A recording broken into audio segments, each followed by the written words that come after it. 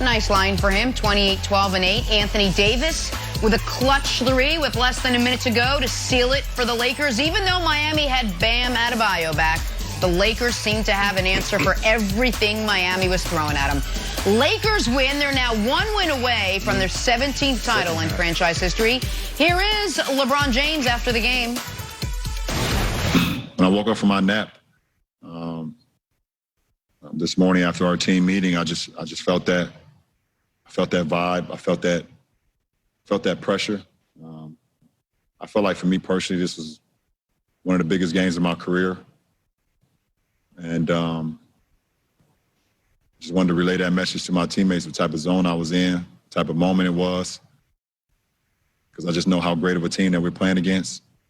And after the game 3 win, that confidence that they had, that they still have, even after tonight's loss, they're just a gritty, so damn well-coached team. But I feel like if we want to be a championship ball club, if we really want to be a championship team, then we gotta have that same grit and that same attitude. So it's just my mindset.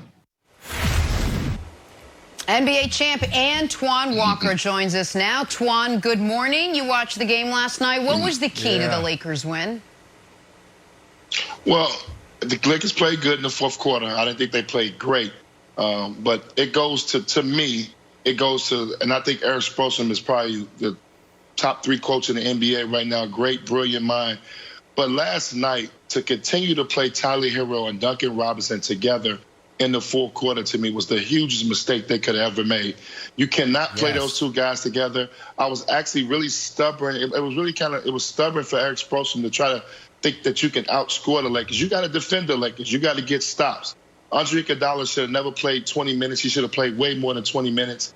And you should have went with more of a defensive unit yet in that fourth quarter. It was a defensive game last night. And he chose not to go with his veteran guys and defend late, and it hurt them. LeBron took advantage of the pick and roll, putting those young rookies in the pick and roll. Clutch offensive rebounds. Rondo got just moving without the basketball.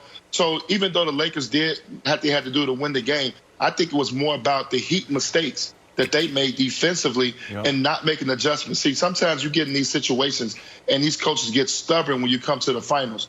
But it's about using your whole bench, using your role players. When we talk about this series, when it's all said and done, we will talk about the role players and how good they play. They had 52 points of the 102 points last night. You know, AD and LeBron only had 50 points. So if you're the Heat, you did a terrific job of guarding these 2 superstars, but you allowed the others to continue to get off. That's, for Eric Spoelstra, is too good of a coach.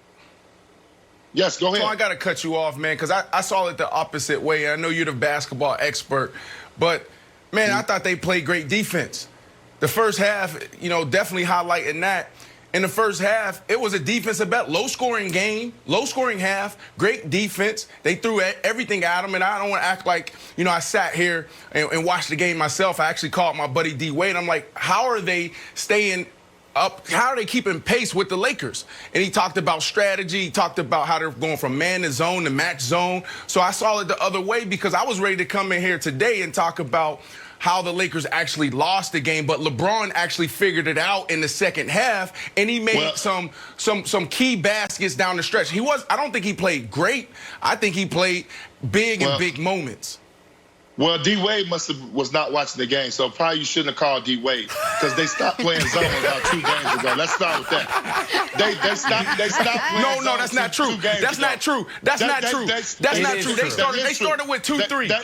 No, it's not true. No, Brandon, they stopped playing zone. I would guarantee you they stopped playing zone and started playing more man to man. That was the case. You have to make adjustments. Now, one thing you did say was correct. LeBron James, and how smart he is, he was able to figure it out the second half, how we could be effective. LeBron loosened the defense up, and he made a couple threes. But what's even more important, LeBron went 7 for 7 from the free throw line in the fourth quarter. He had started to attack the basket, use his body. Hold on, okay, that's fine. That's fine. So let's do this because you guys just said I was wrong. Go to the first quarter, midway through the first quarter, and you'll see 2-3 zone. Go through the first quarter, halfway through it, 2-3 zone. You can play little league basketball. No, that's a 2-3 zone. Brandon, Give me a possession. If you got this, if you got this much room, you got very little room. You got inches. That you are outmatched. You have inches. You have no room for a lot of mistakes. They made mistakes defensively, and he relied on 2 rookies to defend late in the game. Go with your veteran guys. This is the reason you brought in Andre Iguodala, to be able to defend late. The Lakers took advantage of that, and you got to give the Lakers credit. Give LeBron credit. But D-Wade must not be watching, because they stopped playing zone at the game 2. They knew they couldn't. LeBron and AD shredded that zone. So a couple things. The story of this game is not how many possessions they did or didn't play a matchup zone. And D-Wade's probably drinking, some $1,200 wine and is, maybe not as locked in as he otherwise would be. So I give him a pass on that. The story of this game is exactly what Antoine listed, with one omission.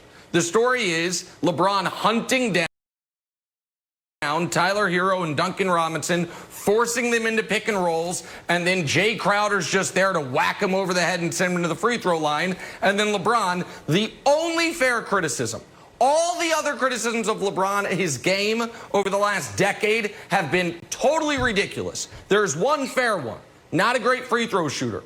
And in Game 4 of the NBA Finals in the 4th quarter, he goes 7 of 7 at the free throw line, all of them critical. So that was the story on the offensive end for the Lakers. The only thing Antoine left out was the story defensively was Anthony Davis, who had his 2nd straight subpar offensive game, taking on the challenge, guarding Jimmy Butler, and making Jimmy Butler, particularly after the 1st quarter, work. Jimmy Butler was 5 of 5 in the 1st quarter, and in the second, the rest of the game, was around 30% from the field, held him in check until, 20 or 22 points for the game. So a great job by Anthony Davis there. But Wilds, the other story is this.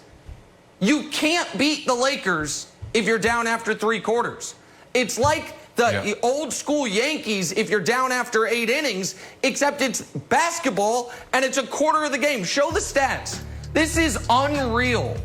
56-0 when leading through 3 quarters. And it's a telling top 4 all time, because you've got this year's Lakers, the 72-win Bulls, a Celtics team with 3 superstar Hall of Famers in Russell, Hondo, and Jones. And then, look who's 4th on that list. The 2018 Cavs with an injured Kevin Love and J.R. Smith. What's the common denominator? In his last 2 healthy seasons, Wilds, LeBron's 106-1 when leading after 3 quarters. And it's not just because he scores in the 4th, it's because of last night. He orchestrates everything. He makes the right play. He understands how to control the game. So even when the Heat were getting it within 2, within 3, they never could get over the hump, like no team all year long has been able to get over the hump against these Lakers when they head into the 4th quarter trailing, Wilds.